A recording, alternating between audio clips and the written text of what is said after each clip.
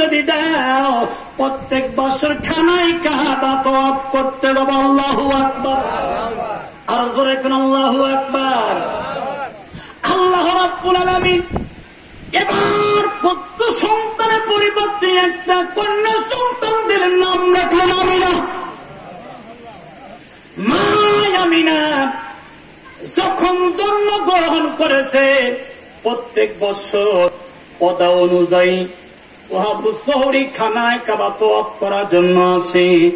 তওয়াফ করার জন্য এসে আব্দুল মুত্তালিবের সঙ্গে একটা ভালোবাসা, একটা সম্পর্ক হয়ে যায়। কারণ হলো প্রত্যেক বছর যদি আসা যায়, একই টাইমে আসলে বলুন তো খানায় কাবা যিনি আপনার মুতাওয়াল্লি দেখাশোনার কাজ করে তার সঙ্গে একটা সম্পর্ক হতে পারে কি পারে না? জোরে কম। আব্দুল মুত্তালিব খানায় কাবার মুতাওয়াল্লি গভীর সম্পর্ক হয়ে যাও। হাত ধরে একদিন দিকে বলতেছে, ভাইজান আল্লাহ পাকের দরবারে মানত করেছিলাম, আমি সন্তান চেয়েছিলাম, আল্লাহ একটা মেয়ে সন্তান দান করেছে, নাম রেখেছি আমিনা।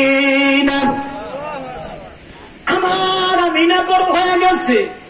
ভাই আব্দুল মুত্তালিব আমি একটা সুন্দর সন্তানের তালাশ করতেছি, তোমার কাছে আমি দাবি জানাইলাম, দরখাস্ত দিলাম, আমার আমিনার জন্য একটা বর খুঁজে দিবে। আল্লাহু আকবার বলেন।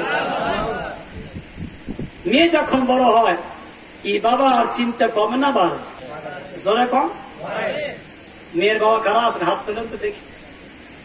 কারা মেয়ের বাবা আছে? আল্লাহ কবুল করে। আমি বলি আমিও দুইটা মেয়ে বাবা। হাত নামান। এবার ছেলে বাবা কারা আছেন? হাত তুলেন তো দেখি। ছেলের বাবা, আমিও ছেলের বাবা। হাত নামান। ছেলেও আছে মেয়েও আছে। অনেকের ছেলে আছে মেয়ে নাই, অনেকের মেয়ে আছে ছেলে নাই, আবার অনেকের ছেলেও নাই মেয়েও নাই। তোর মালিককে আরো আসতে পারে কি পারে না? আল্লাহ পাক ছেলের পরিবার তো মেয়ে দিয়েছেন, রাখছেন মা আমিনা নাম। আল্লাহু আকবার বলেন। মা আমিনা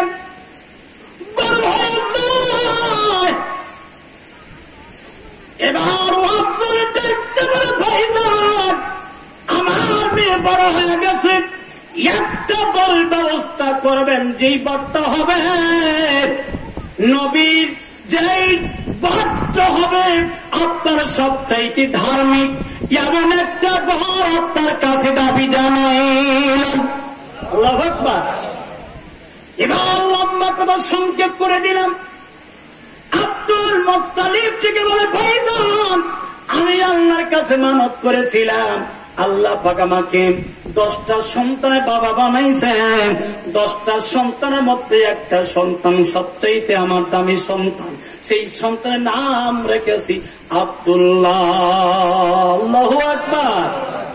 আমার আব্দুল্লাহ চরিত্র এত ভালো, গোটা মক্কা মদিনার ভিতরে ব্যাপারী সন্তান খুঁজে আপনি একটাও পাবেন না। ভাই আপনি রাজি থাকেন, বেশি দূর যাব না, আমার ছেলে আব্দুল্লাহর সঙ্গে আপনার মেয়েকে আমি বিবাহ দিতে চাই। মারহাবা কি দেওয়া যাবে? জোরে কন্যা মারহাবা। লম্বা কথা সংক্ষেপ করে আসল কথা আমাকে যেতে হবে। আব্দুল্লাহর সঙ্গে বিবাহ হয়ে গেল, এই কথা এই জন্য বললাম। আমার আব্দুল্লাহর নবীর বাবা আব্দুল্লাহর কপালে, তার কপালে ছিল নূরে মুহাম্মাদি রাসূলুল্লাহ সাল্লাল্লাহু আলাইহি ওয়াসাল্লাম। জোরে জোরে মারহাবা। যারা কারণ আব্দুল্লাহর চেহারা তো সুন্দর। আল্লাহু আকবার। সেই আব্দুল্লাহ দেখতো সম্মান জানাইতো, আব্দুল্লাহর সঙ্গে দেখা হলে দাঁড়ায় যেত। আল্লাহু আকবার বলেন। দাঁড়ায় যেত আব্দুল্লাহ দেখলে। আল্লাহু আকবার বলেন। নবীকে শুধু আমরা সালাম করি না, নবীকে আমরা শুধু তালিম করি না, আমার নবী আসার আগেই তার বাবা মায়ের আপনার পেশানিতে ছিল, তখনও আপনার আমার নবীকে মানুষেরা সালাম করত।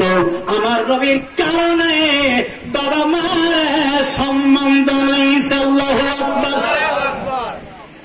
এজন্য আমরা চিনি না, কিন্তু তারা চিনত। কথা বলুন ঠিক কিনা? যেরকম আমার ভাইরা লক্ষ্য করুন, বিয়ে হয়ে গেছে, বাসর হয়ে গেছে, লম্বা বড় সংখ্যে নবীজি মায়ের গর্ভের মধ্যে নূরে মুহাম্মাদি প্রবেশ করেছে। আল্লাহু আকবার। আব্দুল্লাহর চেহারা যেমন ছিল, এখনো তো সুন্দর চেহারা নাই, এই জন্য বোঝাচ্ছি নবী ছিল তার পেশানিতে, এই জন্য তার চেহারা সুন্দর থেকে সুন্দর হয়ে গেল। আর আপনার এবার লক্ষ্য করেন, মা আমিনার চেহারা আগে যা ছিল এখন তার চাইতে সুন্দর চেহারা হয়ে গেছে। জোরে জোরে কোন একটা বার মারহাবা। ইয়া রাসূলুল্লাহ, ইয়া হাবিবাল্লাহ, ইয়া রাসূলুল্লাহ, ইয়া জোরে ইয়া রাসূল, তুমি মোদের আশার আলো, তাই তো তোমায় বাসি ভালো, তুমি মোদের আশার আলো, তাই তো তোমায় বাসি ভালো। হৃদয় নামের ফুলদানিতে, হৃদয় নামের ফুলদানিতে গেথে রেখেছি প্রেমের মালা। ইয়া রাসূলুল্লাহ, ইয়া হাবিবাল্লাহ, ইয়া রাসূলুল্লাহ, জোরে ইয়া রাসূলুল্লাহ, ইয়া হাবিবাল্লাহ, ইয়া রাসূল, ইয়া রাসূলুল্লাহ। মারহাবা। আর জোরে কোন মারহাবা।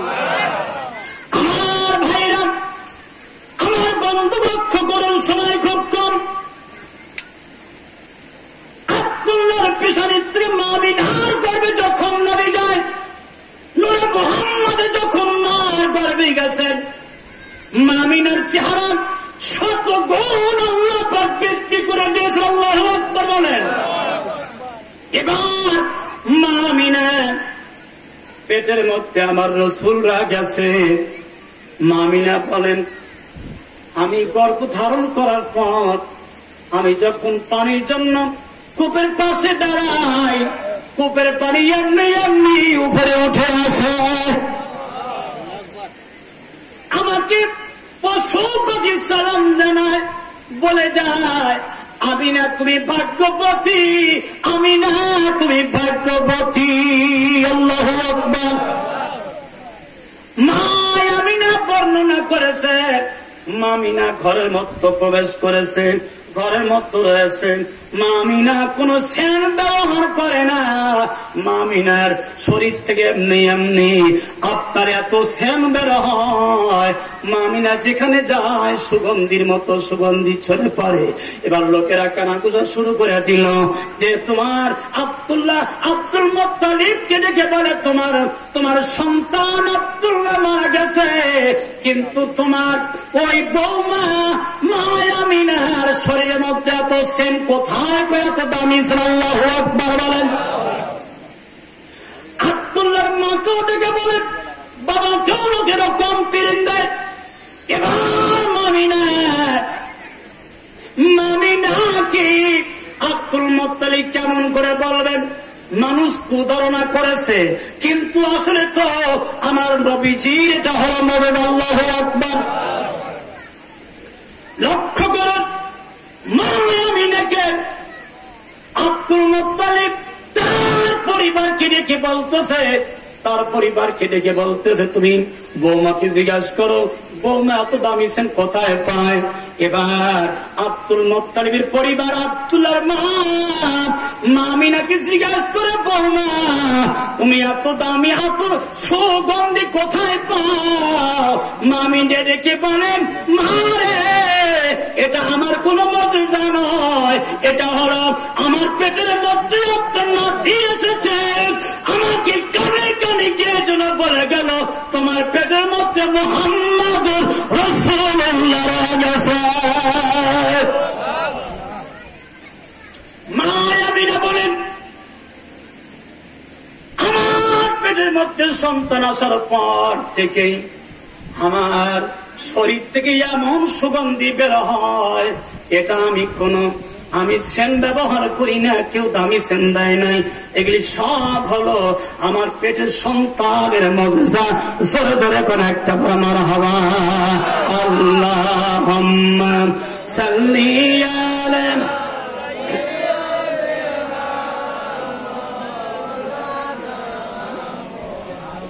আইনা ওয়ালা আলে সাইয়্যিদিনা। আপনাদের খারাপ লাগতেছে? কষ্ট পাচ্ছেন? খুব তাড়াতাড়ি প্রধান বক্ত চলে আসবে ইনশাআল্লাহ। আমি কিছু সময় চালাবো তো, আমার টাইম আছে এখনো। একটু তোর শরীর পড়ি। আল্লাহুম্মা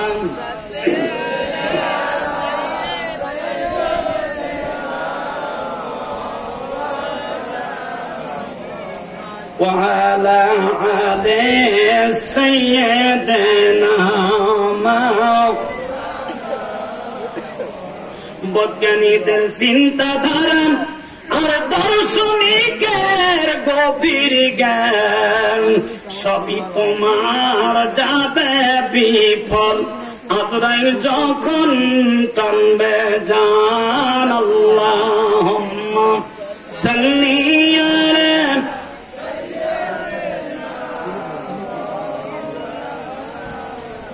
وعلى آل سيدنا। বন্ধুগণ আমার ভাইরা আমার লক্ষ্য করুন, তাহলে আমার নবীজির কারণে মামিনার সুনাম বার্ষিকী বাড়ে নাই। জোরে কোন বার্ষিকী বাড়ে নাই। শুধু তাই নয়, আমার নবীর জন্মগ্রহণ করলেন ওই দিনে কি ঘটনা ঘটে গেল। আমার নবী পৃথিবীর জমিনে আসবেন, আর কে যেন মা আমিনা ডেকে গেল। ডেকে বলতেছে, মা আমিনা তুমি চিন্তা করবা না, তোমার গর্ভের সন্তান ভূমিষ্ঠ হবে। আমি দুনিয়ার কোন সাধারণ দায় দিয়া আমি ভূমিষ্ঠ করাবো না, আমি জান্নাতি মানুষ দিয়া আমি ভূমিষ্ঠ করাবো। জোরে জোরে কোন একটা বার মারহাবা। জান্নাতি মহিলা, জান্নাতি মহিলা আসিয়া, জান্নাতি মহিলা মরিয়ম, জান্নাতি মহিলা দিয়া আল্লাহ পাক পৃথিবীর জমিনে রহমাতুল আলামিনকে আনলেন। এবার যখন জন্মগ্রহণ করলেন, জন্মগ্রহণ করার পর লক্ষ্য করা গেল, যখন জন্মগ্রহণ করেছে করানোর পরে এবার আবি লাহাবের দাসী ছিল সুহাইবা। এই সুহাইবা বর্ণনা করেছেন, সুহাইবা লক্ষ্য করলো যখন আমার নবী দুনিয়াতে আসলো, ওই ঘরের মধ্যে লক্ষ্য করলো সে ওই ঘরটি এত আলোকিত হয়ে গেছে, দুনিয়ার সূর্যের আলোর চাইতে প্রায় 70 গুণ বেশি পরিমাণ আলোকিত হয়েছিল। জোরে কোন মারহাবা, আরো জোরে কোন মারহাবা। শুধু তাই নয়, এবার আপনার এই দাসী দয়া সুহাইবা তার মনে আবি লাহাবকে ডেকে বলতেছে, আমি একটা দৃশ্য দেখলাম। কি দৃশ্য দেখলাম? দৃশ্য হলো আপনার বংশের মতো একটা সন্তান জন্মগ্রহণ করেছে, আব্দুল্লাহর সন্তান জন্মগ্রহণ করেছে। লক্ষ্য করেছি সন্তানটা যখন ভূমিষ্ঠ হলো, ওই ঘরখানি এত আলোকিত হয়ে গেল, আমার মনে হলো সূর্যের আলোর চাইতে প্রায় 70 গুণ বেশি পরিমাণ ঘর আলোকিত হয়ে গেছে। জোরে কোন মারহাবা, আর জোরে কোন মারহাবা। এবার আপনার ওই আবি লাহাব ডাকতে বলেন, আবি লাহাব ডাকতে বলতে সুহাইবারে, আমার ভাই আব্দুল্লাহ যদি জীবিত থাকতো তাহলে আজকে কত খুশি হয়ে যেত, আজকে তোরে পুরস্কার দিত। আমি তোরে কি পুরস্কার দেব? সুহাইবা যারে সুহাইবা, আমার ভাতিজার জন্মের খবর দেওয়ার কারণে আমি খুশি হয়ে তোর দাসিত্বতে মুক্তি দিয়া দিলাম। যা সুহাইবা, যেখানে খুশি সেখানে ভ্রমণ করতে পারবি। জোরে জোরে কোন সুবহানাল্লাহ। আবু লাহাব ইন্তিকাল করেছেন। রাসূলের এক সাহাবীর স্বপ্নে দেখলেন আবু লাহাব জাহান্নামের ভেতরে। তিনি লক্ষ্য করলেন জাহান্নামের মধ্যে রয়ে গেছেন। স্বপ্নের মধ্যে জিজ্ঞাসা করেছেন, আবু লাহাব কেমন আছো তুমি? আবু লাহাব চোখের পানি ছেড়ে দিয়ে বলেছেন, ও নবীর সাহাবী, আমি কেন আমার ভাতিজার কথা শুনি নাই? আমার ভাতিজার যা যা বলেছে সব কি সত্যে পরিণত হয়ে গেছে। আল্লাহু আকবার। তবে খুশির খবর শোনো। খুশির খবর হল প্রত্যেক সোমবারের দিন আমার আঙ্গুলের মধ্যে এক প্রকার রস আছে। এই রসটা খাই, আমি গালের মধ্যে আঙ্গুল প্রবেশ করাইয়া দেই, আর যার কারণে আমার গালের মধ্যে রস জমা হয়ে যায়। আমি রস খাই, যার কারণে জাহান্নামের আগুনের কষ্ট আমার কমে যায়। সাল্লাহ কোন হাদিস শরীফের মধ্যে আসছে, যত সোমবার আসবে কিয়ামত পর্যন্ত আল্লাহ প্রত্যেক সোমবারের দিন আবু লাহাবের আঙ্গুলের মধ্যে এক প্রকার রস দিবেন, গালের মধ্যে দিয়া চুষে চুষে খাবেন, আর জাহান্নামের আগুনের তৃপ্তি মিটাবেন। জোরে কোন আল্লাহু আকবার। সেই নবীকে যদি আমরা মনে প্রাণে ভালোবাসতে পারি, আমাদের কোনো চিন্তা আছে ভাই? জোরে কোন চিন্তা আছে?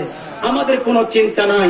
আল্লাহ তাখাফু ওয়ালা তাহজানু, আল্লাহ বলেন তোমাদের কোনো চিন্তা নাই, তোমাদের কোনো ভয় নাই। ওয়াবশিরু বিল জান্নাতিল্লাতী কুনতুম তুআদুন, আল্লাহ বলেন তোমাদের জন্য জান্নাতের শুভ সংবাদ আমি আল্লাহ দিলাম। জোরে কোন সুবহানাল্লাহ। একটু জিকির করি লা ইলাহা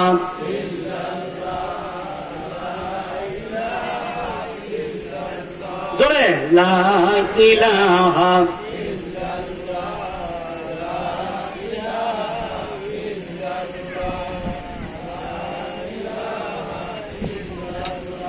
জোরে লা ইলাহা ইল্লাল্লাহ লা ইলাহা ইল্লাল্লাহ মুহাম্মাদুর রাসূলুল্লাহ পড়ুন সাল্লাল্লাহু আলাইহি ওয়াসাল্লাম। বন্ধুগণ আমার, ভাইরা আমার, তাহলে লক্ষ্য করুন আমার নবীর শান, আমার নবীর মান যদি আল্লাহ বাড়ায়, দুনিয়ার কোন মানুষ এটা কমাইতে কি পারবে? জোরে কোন পারবে? সারা জীবন যদি ওয়াহাবীর জাতেরা মাটির ব্যবসাকারীরা আমার নবীর মান কমাইতে চায়, কমাইতে পারবে? জোরে কোন পারবে? বাড়ায় আছেন কে?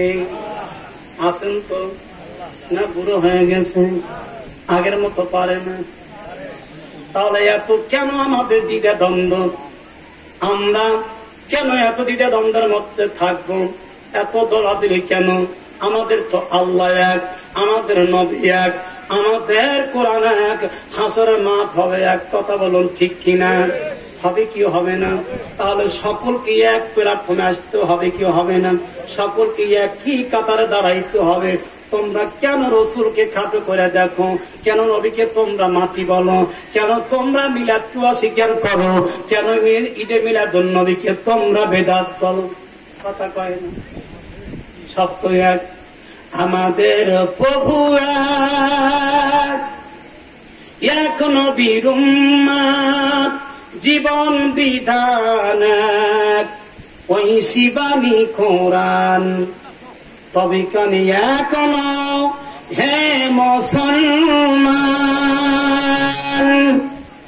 তবে কেন এখন হে মুসলমান, এক করিয়া হবান। ঠিক কি বলুন? আমাদের প্রভু এক, নবীর উম্মত জীবন বিধান এক, ওই শিবানী কোরআন। তবে কেন এখনো হে মুসলমান, এক করিয়া হবান। কিনা বাইতুল্লাহ